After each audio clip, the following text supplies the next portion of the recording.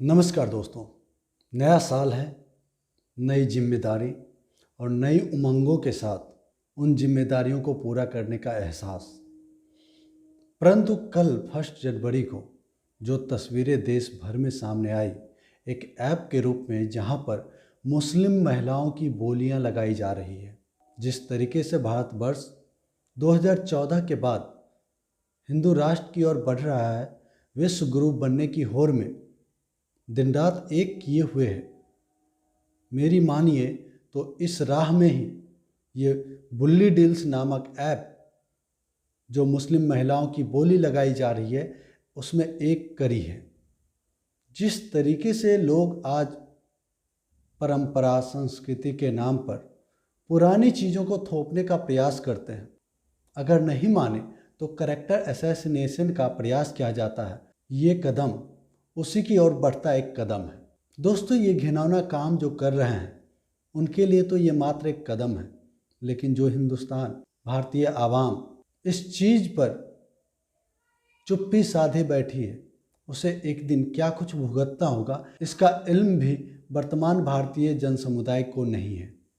दरअसल जिस तरीके से आज एक समुदाय विशेष को टारगेट करके सोशल मीडिया से लड़कियों के फोटोग्राफ्स उठाकर एक ऐप के माध्यम से उनकी बोली लगाई जा रही है, और ऐसा मत सोचिए कि ये कोई आम महिलाएं हैं।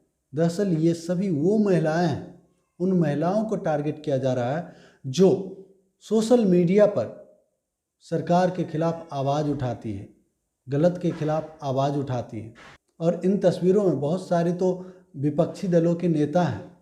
दोस्तों, मैं आपको बताऊं कि ये पहली बार नहीं है। इससे पहले भी 6 महीने पहले एक सुल्ली डील्स के नाम से ऐप आई थी, जहां पर भी इसी तरह की हरकत को अंजाम दिया गया था। हालांकि पूरे देश में हो हल्ला मचने के बाद इस ऐप को बंद करवा दिया गया था, लेकिन इस ऐप के पीछे कौन है, उसकी मंशा क्या है, क्या कुछ करने वाला है, क्यों करना चाहता है ऐसा, उसके बारे में देश को आज तक खबर नहीं लग सकी। मैं पूछना चाहता हूँ तमाम सत्तासीन लोगों से, आखिर क्या मजबूरी हो सकती है आपकी, जो ऐसे घिनौने लोगों के प्रति आप इतनी दया क्यों रखते हैं? आपकी सरकार में इन घिनौने लोगों के साथ इतना सॉफ्ट कॉर्नर क्यों रखा जाता है? इनके खिलाफ कड़ी कार्रवाई क्यों नहीं करते हैं?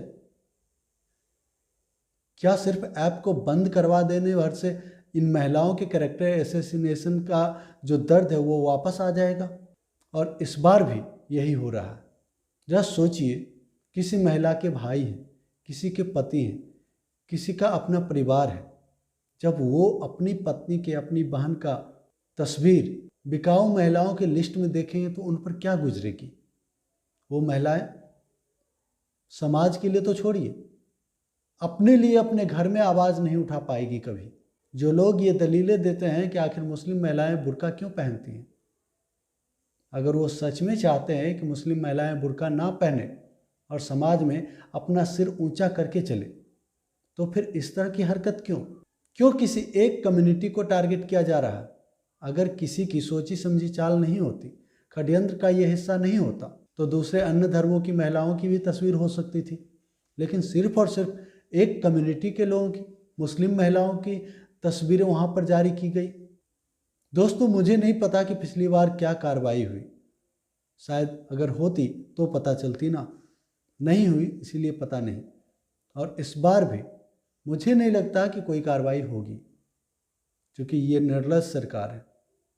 यहाँ पर कार्रवाई के नाम पर खाना पूरी की जाती है। दोस्तों, आज मैं सिर्फ एक कम्युनिटी के लिए नहीं बोल रहा हूँ, दरअसल मैं सभी कम्युनिटी के लिए, हम अपने कम्युनिटी के लोगों से भी कह रहे हैं कि दोस्त, जो लोग संस्कार, सभ्यता, संस्कृति इन जैसे मुद्दों पर बात करते हैं, दरअसल वो लोग आपको पुरानी चीज़ों में घसीटने का मन बना रहे हैं और उधर ही घसीट कर आपको रखना चाहते हैं, जाति और धर्मों के षड्यंत्र में।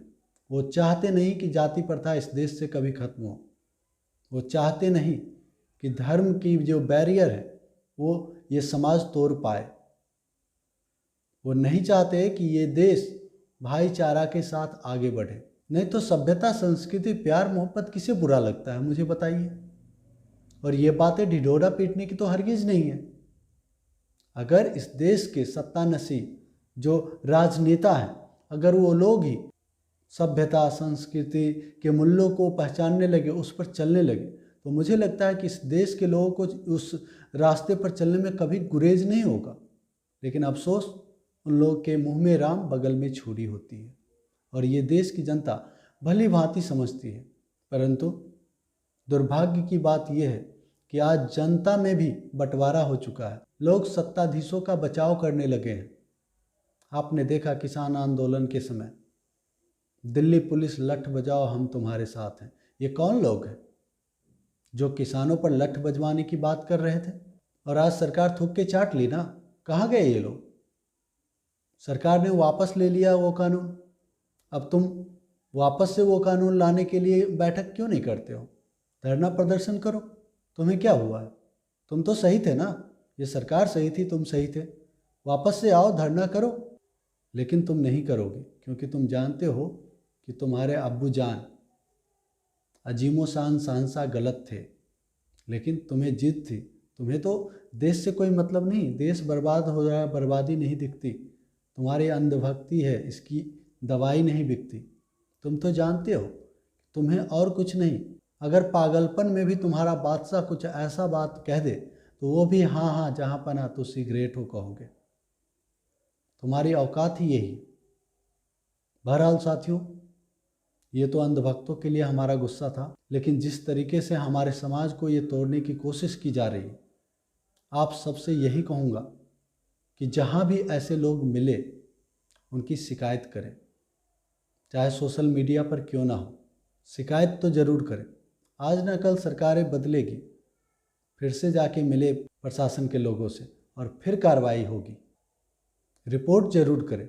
अगर रिपोर्ट नहीं करेंगे तो उसका मनोबल बढ़ता जाएगा और हमें एक के बाद एक, पहले सुल्ली डील्स और अब बुल्ली डील्स के नाम पर ना जाने क्या क्या डील्स आएंगे, और इसी तरीके से समाज के अलग अलग हिस्से को टारगेट किया जाएगा और हमारे समाज को तोड़ने में कोई कसर नहीं रखा जाएगा। और इस सरकार में तो आपको पता है कितना न्याय मिल सकता है। तो बस बहुत ही बुरा लगा ये चीज़ जान के, और मैं इसके खिलाफ हूँ, सख्त खिलाफ हूँ इसके। दोस्तों, मैं आप सबसे भी कहूँगा अलग अलग प्लेटफॉर्म से अपनी आवाज़ उठाएं, और ख़ास करके हिंदू धर्म के लोगों से कहना चाहूँगा कि मर्यादा पुरुषोत्तम श्री राम ने कहा था, जननी जन्मभूमिश्च स्वर्गादपि गरीयसी। माता और जन्मभूमि स्वर्ग से भी बढ़कर है। तो ये मत भूलिए। जिन महिलाओं के फोटोग्राफ्स उन घटिया जगह पर प्रदर्शित किया गया, वो भी किसी की बहन है, किसी की माँ है। महिला के बिना हम सृष्टि की कल्पना नहीं कर सकते, और हमारी संस्कृति भी तो यही है। महिलाओं का हम सम्मान करते हैं, चाहे हम या आप कितनी भी बकैती कर लें। लेकिन यह देश इस बात का सबूत है कि अब तक जितनी भी लड़ाइयाँ लड़ी गई है, उसमें कहीं ना कहीं हर कम्युनिटी ने एक साथ आवाज़ उठाई, एक साथ लड़ाई लड़ी, जिसका नतीजा था कि हम उन लड़ाइयों को जीते। जहाँ पर नहीं लड़े साथ, वहाँ पर हमें मुंह की खानी पड़ी। बस यही आप सबसे निवेदन है कि सच का साथ दें। अगर हमारी बातें अच्छी लगी तो वीडियो को लाइक करें, शेयर ज़रूर करें, और जो दोस्त पहली बार हमारे चैनल पर आए हैं, आपसे निवेदन है कि हमारे चैनल को सब्सक्राइब कर लें और घंटे के बटन को जोर दबा दें, ताकि हमारा हर एक वीडियो सबसे पहले आपको मिले। जय हिंद, जय भारत, जय संविधान।